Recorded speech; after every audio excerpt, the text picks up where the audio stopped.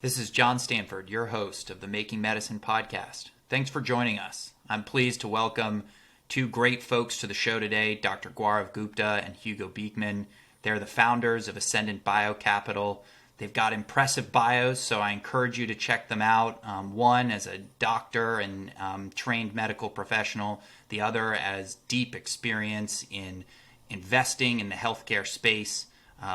We even have a spine patent tucked away in there. And so we couldn't think of two better people to bring on to the show today. So thanks both for joining us. And I wanted to start with, tell us about Ascendant BioCapital. What's the investment thesis? Why did you two get together to start this organization? Yeah, thanks, John, for having us. We're really pleased to be here and delighted to talk a little bit about our firm, Ascendant BioCapital, which Hugo and I founded last year and are sort of still getting our feet under us. But we got together because we believe that, we wanted to build a firm together that, really focused on biotech companies that met a few key criteria, where we felt like we understood the disease really well and were targeting drivers of disease that were well understood. We were inspired by the absolute explosion over the last decade or so of medical product formats. For a long time, the way that we treated disease, it was small molecule or antibody. And, in the last decade, we've had approvals now of oligonucleotides, bispecifics, oncolytic viruses, CAR T, and both AAV and lentivirus-based gene therapy approaches.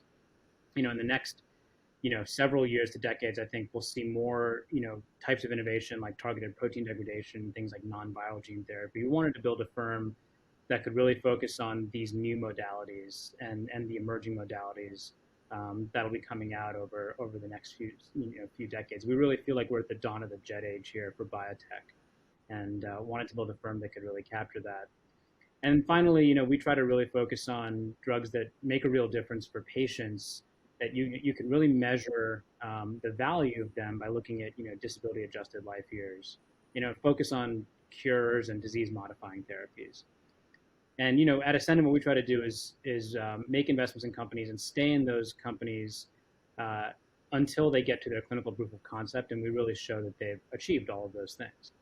And so that's kind of our core thesis at Ascendant, how we evaluate every investment. And the final kind of maybe stepping back to a higher level of abstraction, I think the other trend that Hugo and I noticed had to do with, biotech becoming a more global industry. And,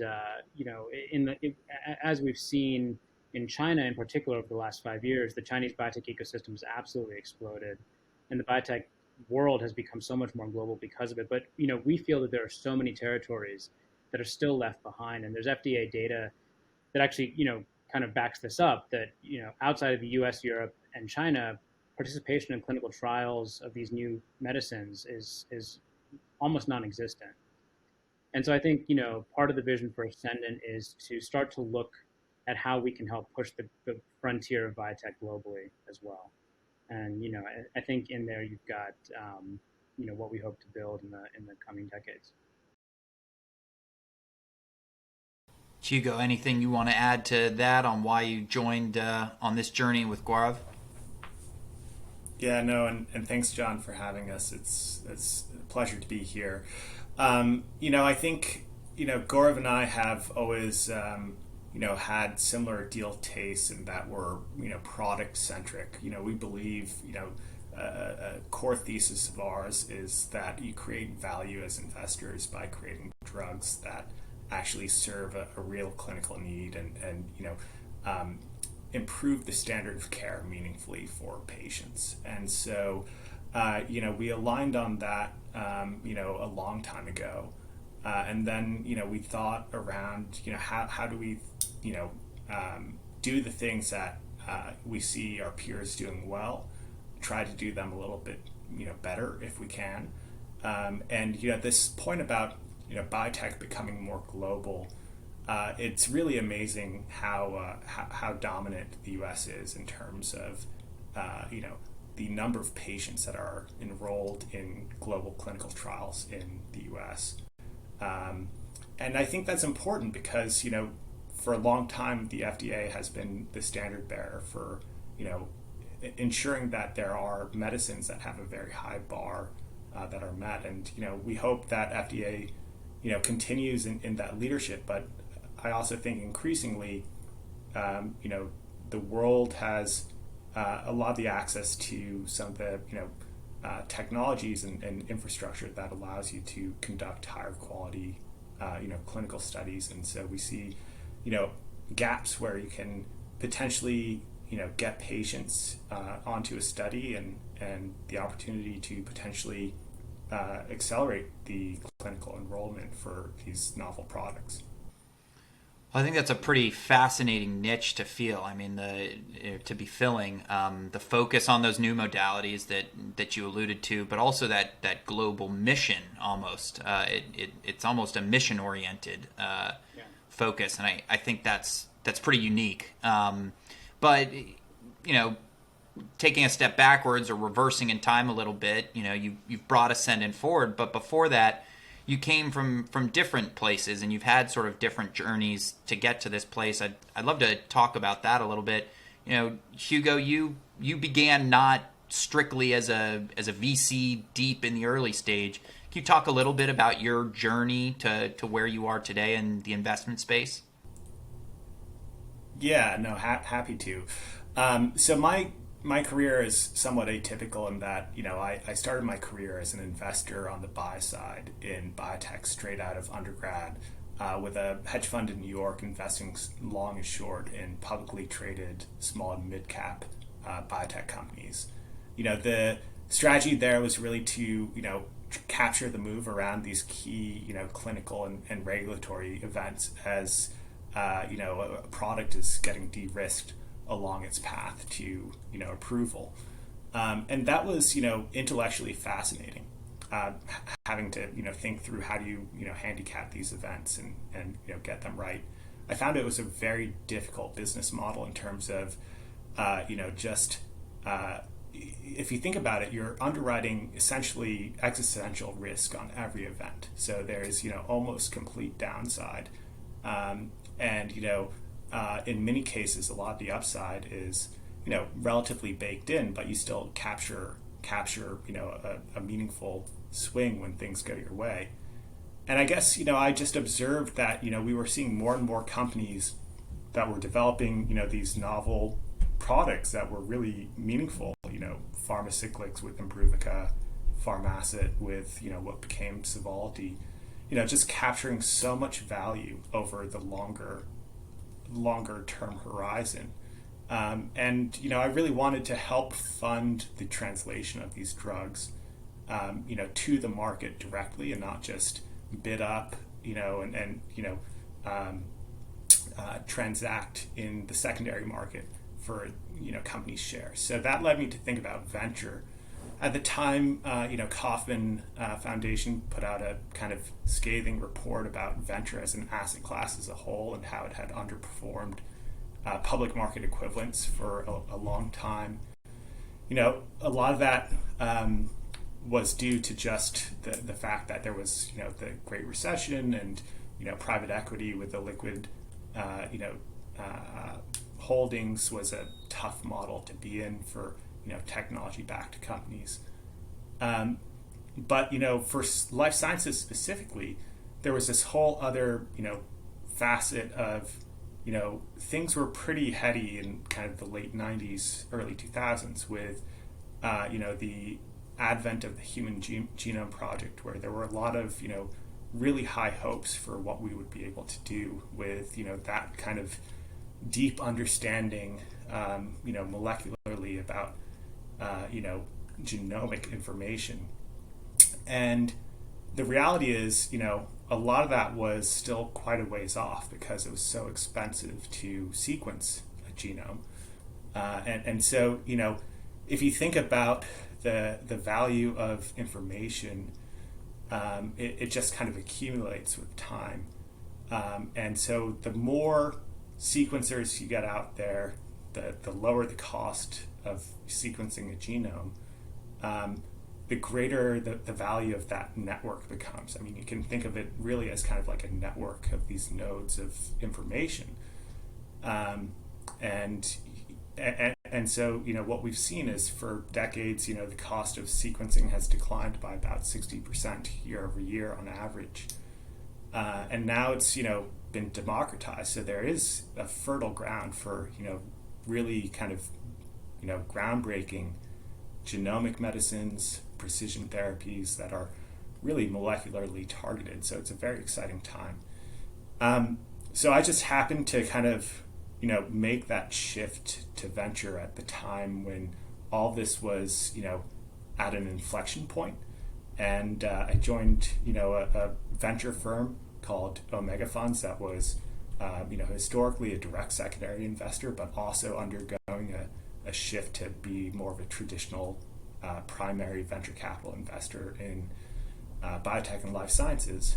And then, moved to be a partner with a South Korean venture capital firm called IB Investment, where I led the investment for a $125 million U.S. biotech-focused fund that was raised on that platform before starting Ascendant with Gaurav last year.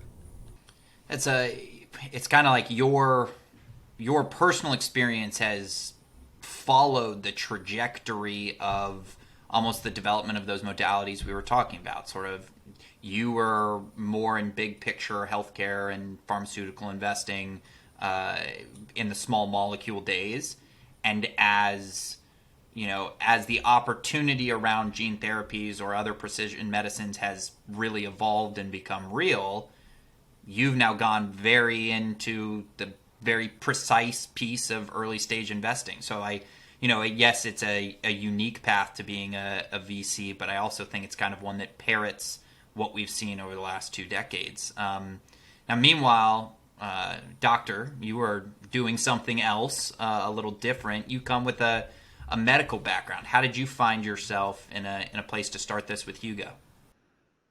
Yeah, I mean, so I started my career as a physician. I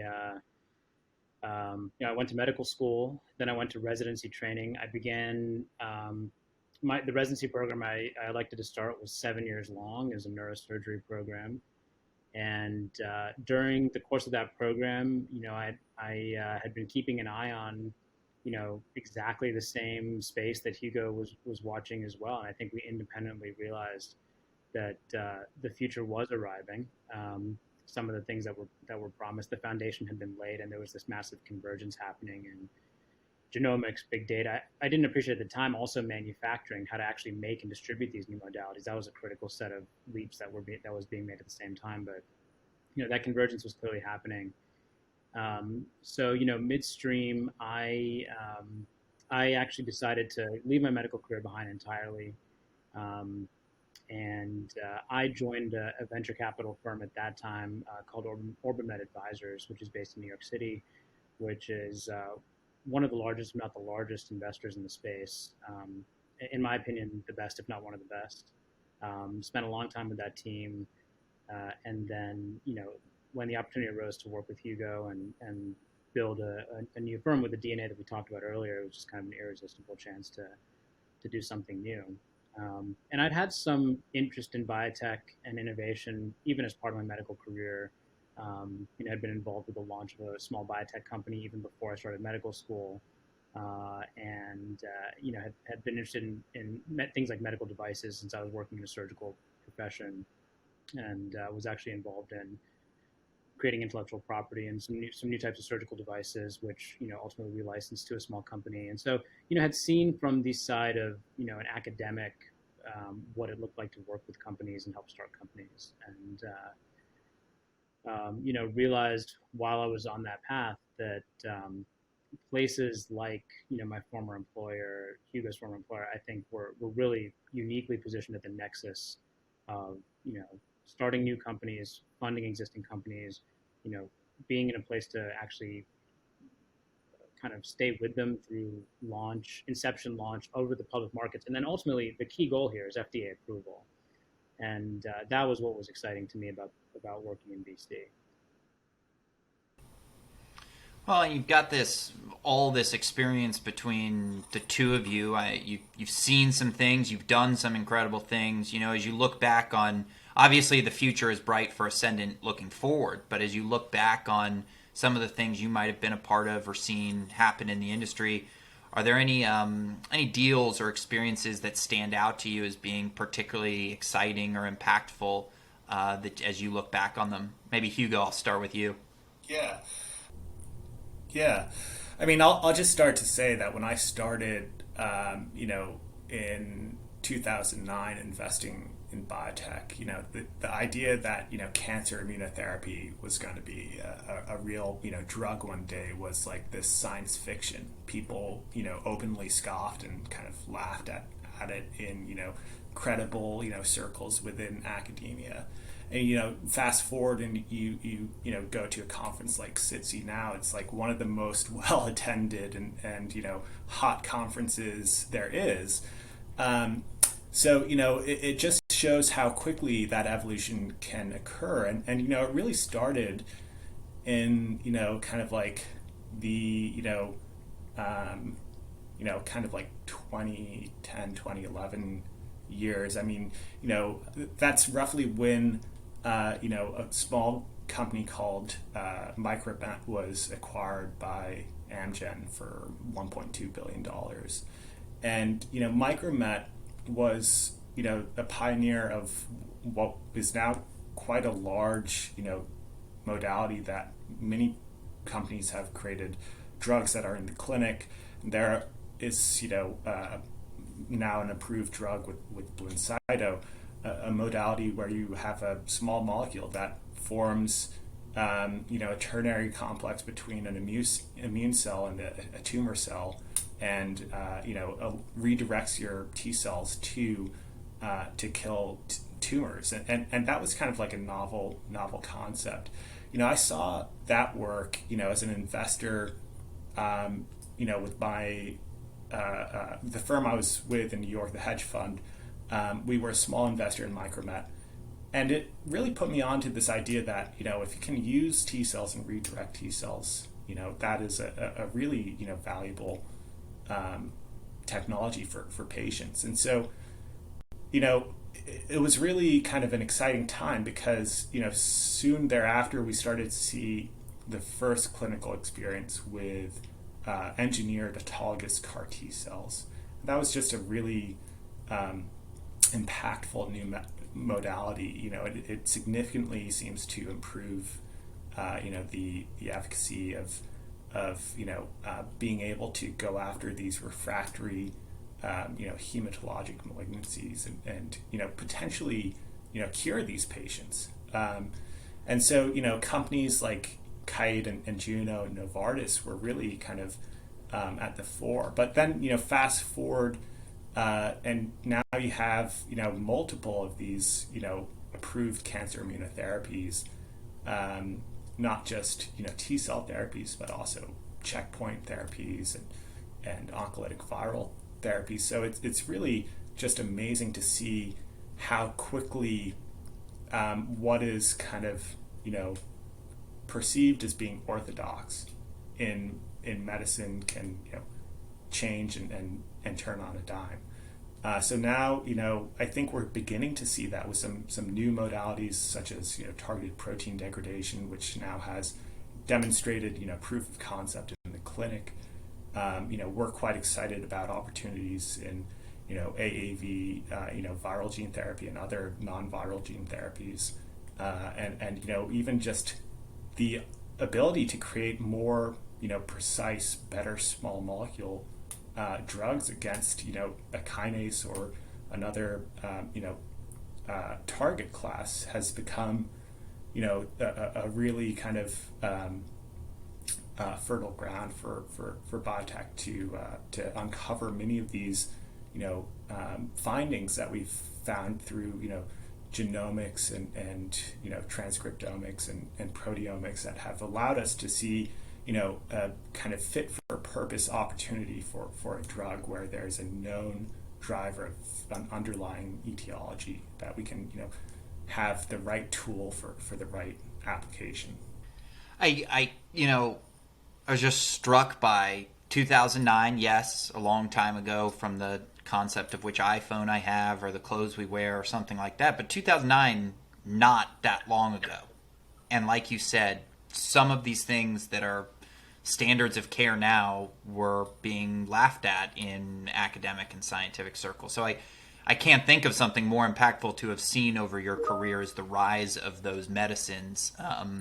And so I think that's a really good example. Now, fast forwarding to today, we see biotech, the pharmaceutical industry, a lot of focus, a lot of scrutiny around the future of medicine, around access for patients.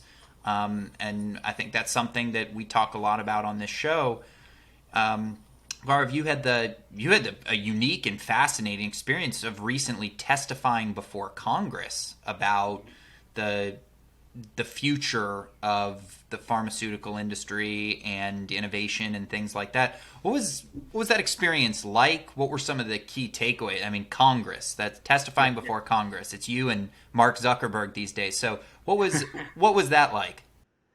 Yeah, no, well, thanks for asking. It was an incredible experience. It was truly an honor to have just the chance to participate in our national, dialogue that way.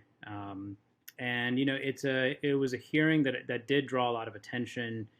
I later learned that 41 members of Congress either attended the hearing as members of the committee or they did what was called waiving on to specifically join the hearing and ask questions. And so 41 members of Congress attended the hearing and asked questions that day. They didn't all ask questions of me, but I think easily the majority did. And so really it was just, honestly, as a citizen, it's just an amazing sort of, sense of civic participation to have a chance to speak directly with lawmakers, answer their questions. It was a very long hearing and, had the chance to answer specific questions from people. And it felt there was with many people, a good rapport and a good dialogue, and hope that some of the points I made were heard. And pulling apart some of those points, it was a long day, a lot of things talked about. But one of the things I know you raised was concerns with some specific legislation, in this case HR3, that would focus on reference pricing and price controls. And you raised some very real concerns. Can you talk about those a little bit? I'd be happy to. Yeah, HR3 is legislation that was first proposed in 2019, wasn't successful in that year, and then has been kind of reintroduced now. I'm very empathetic. I understand completely where it comes from. I think it's well-intentioned legislation. I think the goal of the legislation is to improve access for patients to all this innovation that we've been talking about. And specifically, the aim is to reduce out-of-pocket costs. And I think that that's a noble goal and one that most people share. I think that's a very important, barrier. The last thing that, we as, if we can call ourselves drug developers, certainly we invest in drug developers, but if the last thing that we want is that the medicines that we take so much risk to develop and get across the kind of FDA finish line are then unable to actually get to patients. So I think that's an aim that we share. I think there's just disagreement on how best to do it. And I think the kind of flaw of that proposal in the legislation is that it conflates, drug prices with out-of-pocket costs. And those are two very different things. We have in this country a very complex system, a very obscure system, that sits between the manufacturer of a drug, the innovative company that takes the risk to develop a drug. Oftentimes, many companies fail. We know only 11% of drugs that start phase 1 make it through the FDA for approval. So right off the top of the bat, you have this innovative company trying to get drug to patients. And there's an absolutely large, kind of web of, there's insurance companies, there's pharmacy benefit managers, pharmacies themselves that all sit between that drug getting from that company to a patient. They're all taking their cut of the pie, and unfortunately, what it leads to is, it's like a black box, and on one end you end up with a really high drug price. And on the bottom end, on the other side with the patient, what they see is a really high drug price, and then they see that they're being asked to pay a really high out-of-pocket cost. And that's unfair, and is something that should be fixed. And I'll just add, the basic concept. The reason you pay a copay at the doctor's office, it's sort of like, with your insurance plan, you're putting skin in the game. So so it prevents kind of overuse or abuse of pursuing medical services. That concept really has no place when it comes to pharmaceuticals. I think it's completely misplaced there. No patient takes a drug for multiple sclerosis or diabetes or cancer if they don't need it. No patient could even get that drug without a doctor prescribing it. And so for a doctor to prescribe it, either it's on the FDA's exact label for that patient, or if it's off label, the insurance company has agreed that yes, this patient would benefit from that drug. So I think that there is probably things we can do from the perspective of insurance reform, and just either capping or eliminating out-of-pocket costs. Like, for instance, for Medicare patients, right? Because that's completely under the government's control. That would be far, far more impactful. And I think what we risk doing with something like that looks at on the one end of the black box, the drug pricing, and looks to clamp that down. I think you're really endangering this kind of vibrant biotech ecosystem that we have, without necessarily helping the patients. I think that was incredibly eloquent, because it's something that at Incubate we certainly share. I have said a lot of times this sort of perverse disincentive around using medicines through these high out-of-pocket costs, and that is something that I think there is agreement that needs to end. So I just think you laid that out very well, why it's not analogous to me having a copay when I go see my doctor just for a check-in or something. I know in that, and I know we're coming up on time, so we'll do one more question that kind of flows out of that hearing. Some of the questions at that hearing was about intellectual property and the role it plays. And we ask everybody who comes on the show about intellectual property. So I'll close by saying to both of you, IP, is it important to you all when you're making an investment consideration, or is it not something that you put much thought behind? Maybe Hugo, then Gaurav. Yeah, no, it's absolutely, fundamental to our business model. If you think about, the drug developers generally, what people see on the back end is the survivorship bias of, an Amgen becoming an Amgen or a Genentech becoming a Genentech. They don't see the bodies along the road. And, there is this, essentially, provision that allows a company to have the ability to recover the, let's call it 1.4 billion in direct costs, and another 1.2 billion in indirect costs of if that capital had been invested in kind of other similar kind of risk or lower risk investments along the way. So it's a very high amount of capital intensity to get a drug approved. And what that creates is something called operating leverage, which is the same thing that the Googles of the world benefit from building the leading search engine, or the Ubers or Lyfts of the world benefit from by kind of building a large ride sharing market with lots of drivers and lots of users. And here we're really dependent on the government and governments across the world in